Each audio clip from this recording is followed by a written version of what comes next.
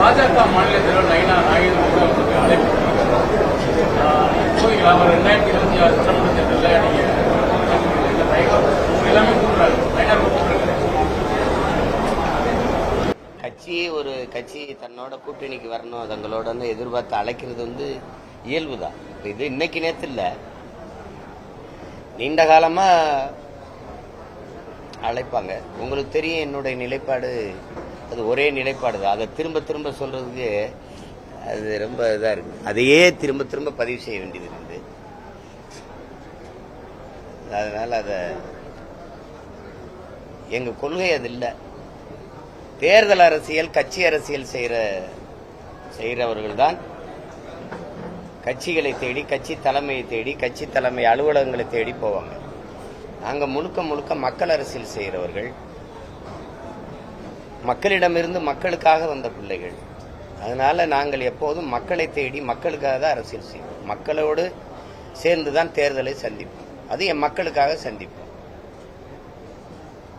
அது தொடர்ச்சியா 4 முறை முதன்மை தேர்தல், 2 சட்டமன்றம், 2 பாராளுமன்றத்தை எதிர்கொண்டிருக்கோம். வெற்றி தோல்வி அதை தாண்டி 5வது முறையும் ஒரு கட்சி தனிச்சு போட்டியிடுதுன்னா அது நாம் தமிழர் கட்சியா தான் இருக்கும். அது 234 தொகுதியிலையும் போட்டியிடுவேன். 117 பெண்களுக்கு வாய்ப்பு, 117 ஆண்களுக்கு வாய்ப்பு. அரசியல் வரலாற்றில் நிராகரிக்கப்பட்ட தமிழ் சமூகங்கள் இருக்கு, அவங்களுக்கெல்லாம் தேர்தலில் வாய்ப்பு. பல பொது தொகுதிகளில் ஆதிக்குடிகளுக்கு வாய்ப்பு. அப்படி நினைக்கிறத செய்வோம். மறுபடியும் சொல்றேன், எங்களுடைய பயணம் எங்கள் கால்களை நம்பிதான். எங்கள் தலைவர் எங்களுக்கு கற்பிச்சது என் விடுதலை என் கையில் தான், எங்கள் விடுதலை எங்கள் கையில் தான். அடுத்தவர் கால்களை தோள்களை நம்பி நாங்கள் எங்கள் பயணத்தை தொடங்கினால் எங்கள் இலக்கை நோக்கி அந்த பயணம் போகாது.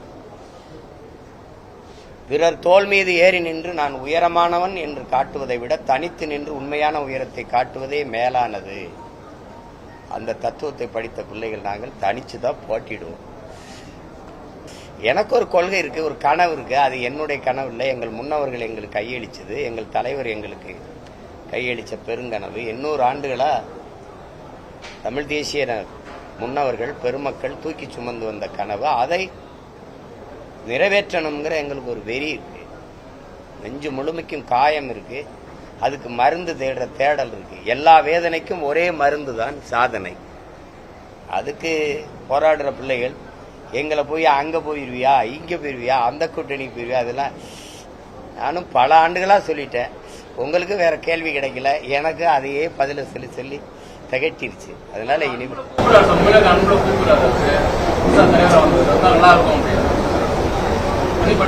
யாரு கூப்பிடல, எல்லாரும் தான் கூப்பிடுவாங்க. அது அழைக்கிறாங்க, அதுக்கு நன்றி.